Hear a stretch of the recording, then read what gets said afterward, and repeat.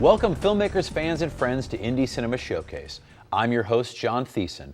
Now each episode, my co-host Tim Anderson and I will be here to bring you the best and brightest in local independent cinema. Each show will highlight a specific aspect of independent filmmaking, be that an actual genre, the role of certain key crew members, or even various outlets and resources that you can utilize in your productions. We'll then discuss the ins and outs of these topics with our industry guests, while also spotlighting some Florida-made films that are great examples of the subject matter. Today's show topic will be focused on the role of the cinematographer, also called the director of photography or the DP, and their important visual role in any film production. Then, later in the segment, we'll be joined by award-winning cinematographer Jose Cassella. All right, gang, let's get things rolling with a beautiful-looking film that is a Western tale of desire and betrayal. The film is entitled Avarice and was directed by local film director Levon Mergian. We hope you enjoy.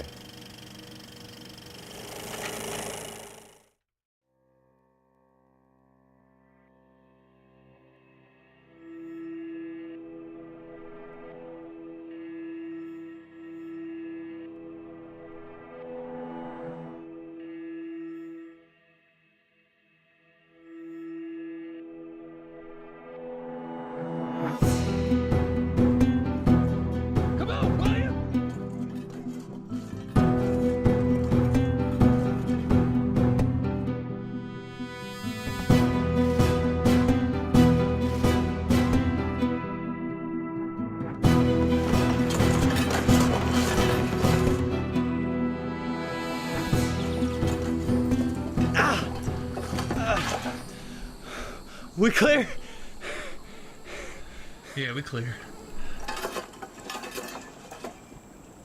You like that one, baby brother? I ain't no baby. Yo, man. Oh, man. Could have swore that was you back there sucking the dust off my boots. That's because you had me carrying everything. Stealing ain't as fun when you gotta run 12 miles with 100 pounds on your back. Stealing ain't fun? How about killing?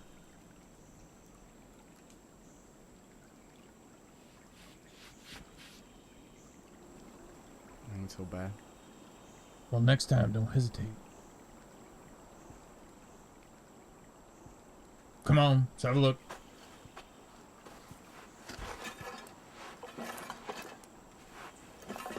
You ought to be more careful. If I ain't drawn when I did, you'd be a goner.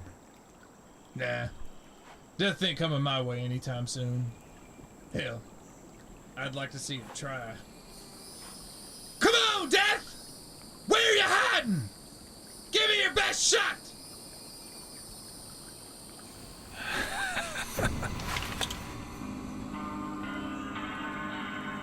Who are you?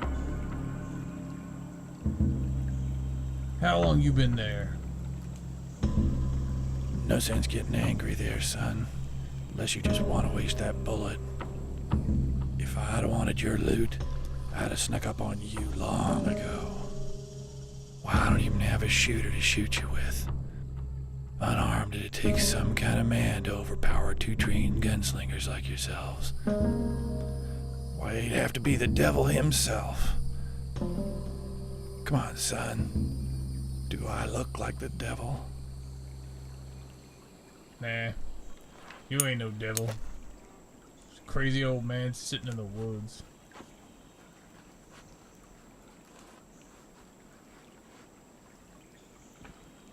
I don't like this guy, Evan. I said we shoot him. Look at his eyes. Go rustle up some kindling. Train will be here soon. Might as well get dried up. What are you gonna do? Me? We'll sit here and sort the goods. 60-40. 60-40, you told me 50-50. Now look, I'm the eldest and it was my plan. Baby's no good any more than 40. Now get! Ah!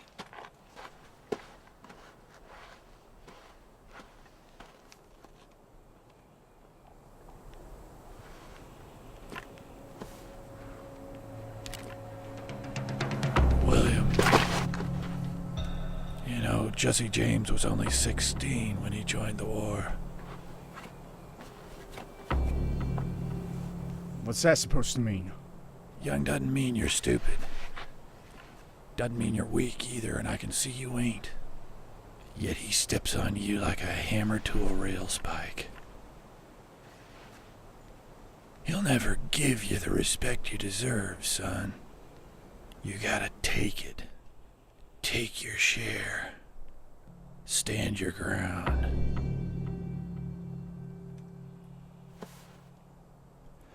And there it is, the ultimate disrespect. Stealing from his own brother.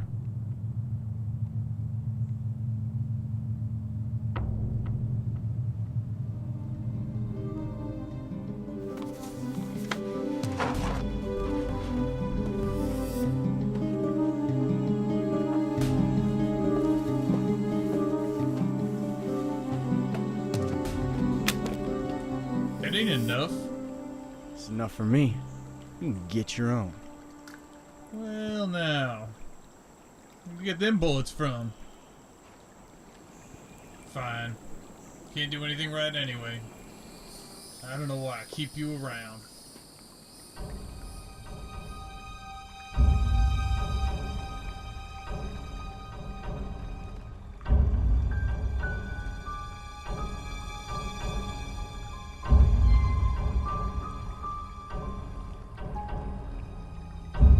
So that's your brother. Damn it, I could have killed you!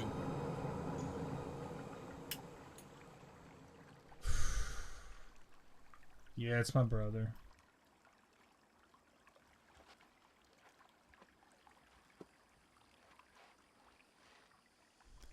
Too bad you're stuck here in the South. Boy can't hack it out west. Shame. Strong fella like yourself, tied down by the young pup. Bet you could have robbed every bank west of the Mississippi by now if it wasn't for him. Running with a real gang.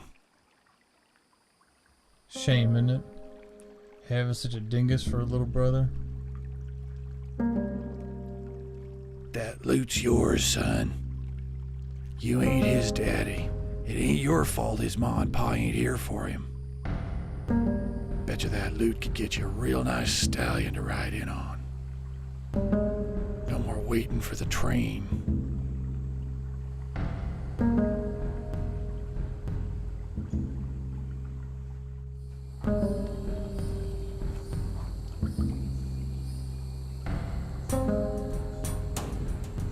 You going somewhere?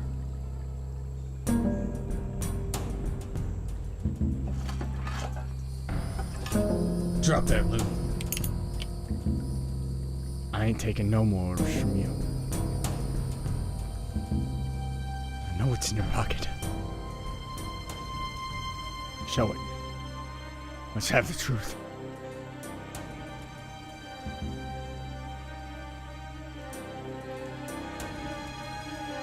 You don't even deserve this. You ain't even worth the bullet to kill you with. Mom and Pa didn't die. They run off when you was born. And they seen how weak their blood had become. How's that for the truth, baby brother?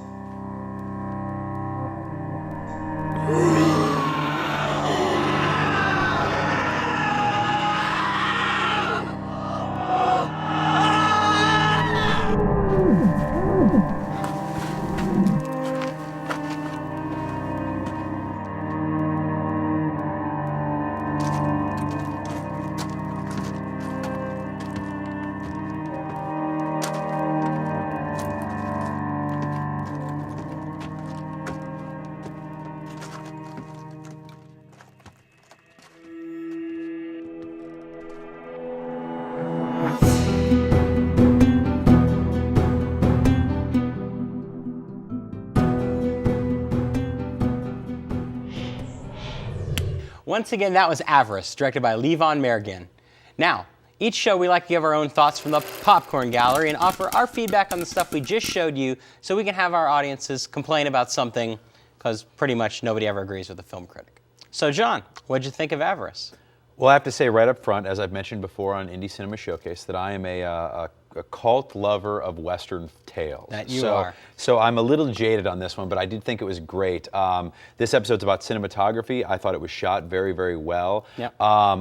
They were very smart. I mean, since it is a period piece, but they got deep enough in the woods that they only really had 3 characters in the film. They made sure that they had those characters kind of dressed the part, and then had the rest in kind of the woods of Florida. I mean, that's where I saw a lot of palm trees, so I assume that's where it was shot. Yeah, I mean, I imagine that they literally walked out in the back of, and shot. Sure. Just getting deep enough in. What I really liked about it, though, is that I actually really dug the story. I mean, I liked the play between the 2 brothers and the guy. Was he the devil? Wasn't he the devil? Sure. And in the end, the movie it alludes to the fact that he may be of a supernatural force due to one scene. But I like that it didn't really go all the way there, so it left you a little bit of, Sure. maybe he wasn't in his brain, or, maybe one brother was just going crazy, and there was a lot going on with it I really dug, and I appreciate when anybody, especially a local independent filmmaker, steps up and pulls the genre card out. Does something that's not a straight drama, does something that's not a horror movie, takes a leap, makes me a musical, makes me a Western, makes me a gangster movie from the 20. To learn more about the films you just saw, or to find out what other project Levon is working on, send him an email at skylimitvideo@hotmail.com. Now, when we come back from the break, we'll be talking with top-notch cinematographer Jose Cassella, so stick around.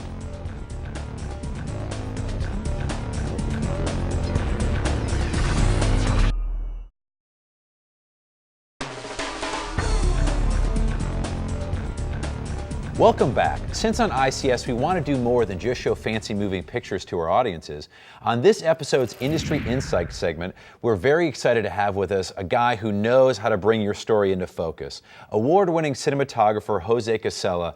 Thanks for being here, Jose. Wow, that's a great introduction. Thank you.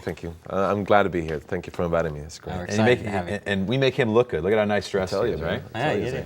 Well, Jose, how'd you get started in cinematography? I started in Venezuela where I was born, and I wanted to get into this whole camera business. I remember seeing American Cinematographer magazines, and they had the white Panavision magazines, they were like really with white cameras, and I just wanted to do the whole thing. But in Venezuela, really near impossible. They only have soap operas. So I started out as an actor in soaps, and as a little kid, like the cousin, like the brother of, and I mean, it wasn't acting. It was more like stand there. Sure. And I figured that was a way to get in. That didn't work out. After a year or so, I just kind of stopped doing that, and I just started noticing that a lot of American commercials started going to the islands. We're in front of Venezuela, Margarita Island, Aruba. And there's a lot of Americans that were shooting shampoo commercials and all that kind of stuff. So they will require bilingual people. So I knew how to learn English. I learned from listening to music. And found lyrics, and stuff like that. And with my aunts that knew English. So that combination kind of prepared me to that, and the eagerness to do it, to simply just apply and be a PA, a camera PA. And from there on, I moved on into camera assisting and then. Why the affinity for the camera work versus, I mean, I know that you do it all, but why through the lens? I wanted just to capture images. I mean, I grew up watching stuff by Nicholas Roeg or Stanley Kubrick, the usual stuff, very visual works. I mean, Brian De Palma, David Cronenberg especially. I wanted to just see, I was fascinated with the imagery. I mean, there was a story, but among all the work, there was like images that were they always captured the one thing that represented the whole film. Sure. And like in the case of Kubrick, you had like images of Malcolm McDowell that represented clearly what Clockwork Orange was. I mean, I was fascinated with the imagery. So I figured it was unconscious. It's basically just like I wanted just to be behind a camera and take the pictures. I wasn't a photographer. I just wanted to be able to create images somehow. And so that's how the fascination came in. The directing thing is more like came much after. Great. Did all of your training take place on set, or did you actually go to university and study cinematography? I try to go. I wanted to go to a university, but in my country we didn't have that. And my father wanted me to be a doctor, an engineer, whatever. They were kind of worried about that. I just started. I got my learning from doing it. Okay. And I think this is one career, I respect the fact that you can teach in a college and everything else, but I think this is a one career that you learn mostly by doing. Yeah, you have Right. to do You it. have to do it. I mean, I can talk to you about Fellini films and this and that and how the light bends and this and that, but the reality is like it's basically just like grabbing a light like that one over there back there and just simply aiming it and seeing what it does. Yeah. I remember the first things in film school. They give you books. They give you books on lighting theory, Lighting composition. and it's like, that's just the hardest thing because you're not having the real materials in front of you, and it's very tough to kind of superimpose what you're reading. And lighting theory. The best thing is like it's almost like a Vittorio Storaro, the great DP. Just in one documentary, he has a bulb. And like in his Italian accent, he's like, here the light, and I put the light over here, and it looks like this, and I put the light over here, and it looks like this. Yeah. If I put it over here, it looks like that. And I just kind of Sure. go like, yeah, there it is. And the rest of it is just simply make it look like reality. I know that a lot of times when you're very small budgets, and maybe you're the director and the DP and you're doing all these things. I think a lot of people get daunted or very overwhelmed by lighting. They see these lighting rings, renting lights, and do you have any suggestions about what they can do to kind of fit that into a budget? The best suggestion I can say, like if you don't have any money for lights, the good thing is like these cameras are very sensitive. Yeah. So choose locations that have a lot of windows or like they have enough illumination. So that's part of the whole organizing the whole thing. And you can get work lights from Lowe's and Home Depot. Sure. Yeah. Those little tripod things with two lights on them. Yep. Sure. I mean, those things are relatively inexpensive. You can get those. They're lights. I mean, lights don't have to be only Ariflex or that kind of brand of lights. You can just use regular, even like a strong flashlight. You know what I'm saying? Sure. Yeah. But if you grab two tripods with two lights like that, those whole work lights they use on the street, they'd sell like in Home Depot. You grab two of those. Grab some fabric from like Walmart. Yeah. You know what I'm saying? For $1.50, you already have the fusion there. Sure. Grab some cardboard that you can use as flags. Of course, be careful getting it too close to the light because you don't want to burn it. But it's like there are ways to create your own thing and to create a decent Kila. Well, you have to understand and you have to respect the process, and I think that's something that digital cinematography causes a problem for everybody because, there's a reason why you spend 6 months in pre-production on a feature film where you're spending $200 million, but the logic in why that's done is lost on someone who's maybe only going to spend $500 and shoot the entire thing in their house. Right. Yeah, my problem, I love digital cinematography. I don't want to bring it down, but the problem is like, if you get used to, I approached a student that was shooting a short film with a 7D. Wonderful, you give me a 7D, I'll go out and shoot something. But my thing about it is like, I asked him, because I hadn't used the 7D, I asked him, can you bring it down, the brightness level, because I was looking behind it. Yeah. It's a little too bright. Can you bring it down a couple of stops? And he just kind of like, no, all I have to do is just press this button and just kind of makes it darker.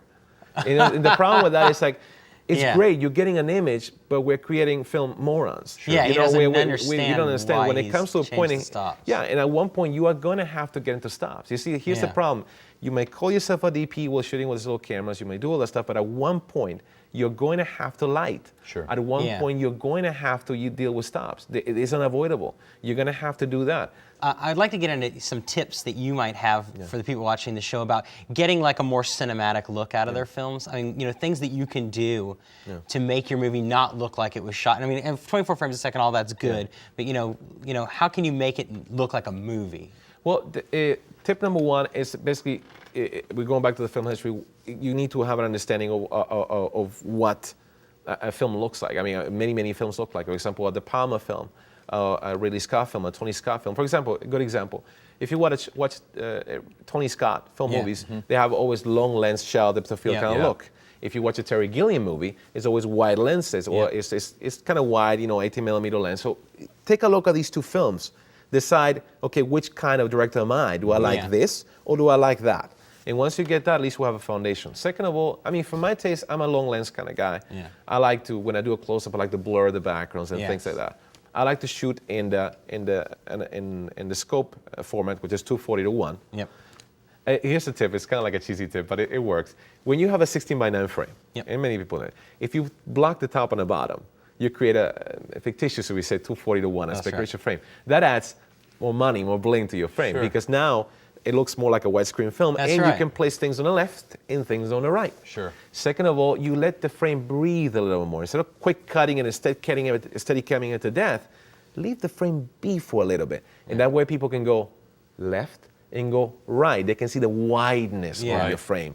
Second of all, when you're shooting a close-up, most of these cameras, the lenses that they have an issue with like shallow depth of field. They're too deep in focus. So move back. Move further back, like a good 15 feet, and then zoom in and create the like a nice, close-up. Maybe you can put in the foreground, you can put the shoulder of the other person, or put foreground elements. I used to shoot a lot for TV shows in which we needed to have like a CSI kind of look, and we needed to have like some nice little foreground out of focus. We'll put like C-stands in front of the lens, like a C-stand. Just so something was there. Yeah, there was one show in which we needed to have like a lab, like the one in CSI Miami, and it's basically we need to make it look very, very cinematic. But the wall was right there, the back wall. We couldn't blur the background, so if you can't blur the background, blur the foreground. Yeah. So they found this mattress, this spring, a box spring, and they put it right in front of the lens.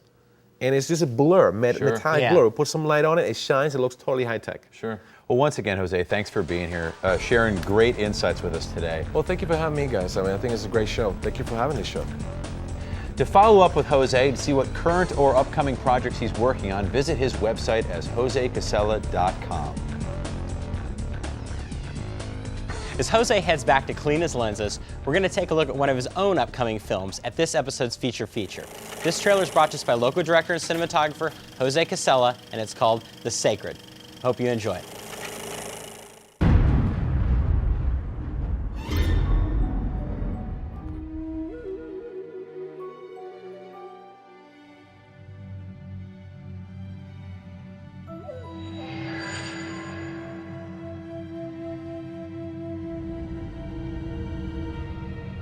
I think we found it.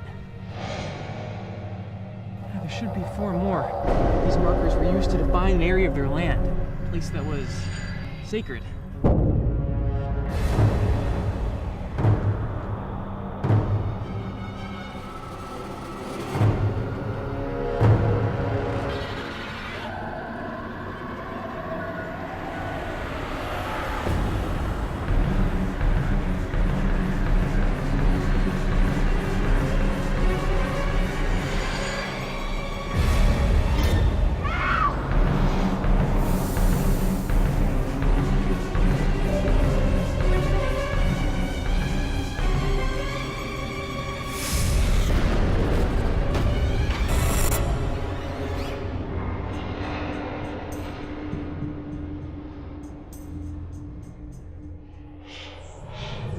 Now, since we're not here just to listen to ourselves talk, we're going to try to impart some wisdom, if you can believe it or not, with our Fun Facts segment presented by greenroomorlando.com.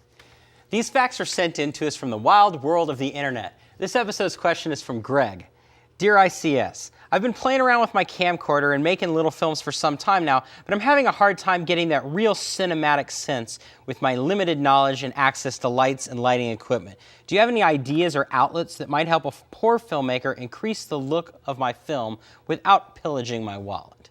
John, you want to start on that one? Yeah, well, Greg, I think that actually Jose, I mean, if you were paying attention earlier in the episode, hit on this quite a bit. But to follow up, to remind you of what he said, bottom line is you don't need a big lighting rig and all these kind of things. You can go to Lowe's. You can go, I mean, a cheap China ball. I'm sure IKEA sells China balls for a couple bucks a piece. Yeah. But you know, going and getting some work lights and renting them from Lowe's or something like that, borrowing them from a friend. I mean, he even said, I wouldn't have said that, but Jose even went as far to say you get a good flashlight and make that happen. And as I brought up earlier, the sun always works for free, so that's always a great thing to use natural lighting. Yeah. You know, shoot your film out in the beach in the middle of the morning, and you might do a good job. But I would say you don't need the dollars. But there are also a lot of little places you can rent inexpensive things. But I would find a good DP that knows about lighting and might be able to bring some gear with him. Yeah. Anyway, if you guys want to be part of our Fun Facts segment, you can submit your questions directly to us by visiting the ICS link on greenroomorlando.com. If you ask us a question we don't know the answer to, we're going to Google it for you. Now, it's time to get to my favorite segment of the show, Films to See Before You Die. Now, are you looking for something a bit off the beaten track to check out late night? Well, each episode, Tim and I pick a couple DVDs that might have slipped past your radar, but they're films that we think you just absolutely need to feast your eyes on. So, Tim, what's today's DVD pick of the episode? For me, what I picked is Powell and Pressburger's film Black Narcissus. Sure. Now, this film was shot in the mid-'60s, and it was shot by legendary cinematographer Jack Cardiff. Mm-hmm. This is a 3-strip Technicolor film, and it actually was so amazing, the saturation of the picture so beautiful that when it came out, that a Technicolor rep for the company actually believed that it was the greatest representation of Technicolor on film ever at that time? Mine, and it's something that people would say, John, why are you picking a Martin Scorsese film to make your DVD pick? Because everybody knows who Martin Scorsese film is. But I pick a film that probably might have slipped past your radar, a film that I enjoy quite a bit. It's called Kundun. It's one of his lesser-known films, but it's beautifully shot. Roger Deakins was the cinematographer. But if you don't know, it's the story of the Dalai Lama and the plight of the Dalai Lama, basically during his from his birth and his upbringing to his exile from Tibet over to his trip to India to try to save his life and get out of there. Basically, political asylum. He went and got political asylum in India. It's obviously shot in the Tibetan area in the Himalayas, or in that scape, in that vast, beautiful landscape there. I don't believe it was actually shot in Tibet. No, because, I think that Scorsese shot it on the Indian side of the border because the Tibetan side is now occupied by China. So he probably shot it by Dharamsala or someplace where the Dalai Lama lives. I've personally seen the Dalai Lama speak. He's a kindred spirit in my own path, and I think that for Scorsese to take on this story, I think it gave a lot of weight and justification and a lot of extra exposure to the plight of the Dalai Lama. And once again, you might have heard of Martin Scorsese for all the amazing films he's done, but this one might have slipped past your radar. So check it out, at least before you die. Well, that's all, folks. We want to thank all of you out there in TV land for joining us. We also want to thank Jose Cassella for dropping by to share his insights with us. As well, as always, a big thanks to our segment sponsors. We hope you learned something new, saw something you loved, got inspired to get off your couch and go make your own movie. Maybe it'll be good enough for us to show in the next Indie Cinema Showcase. But until then, we say to all you current and upcoming filmmakers, peace, love, and positive reviews. See you next time.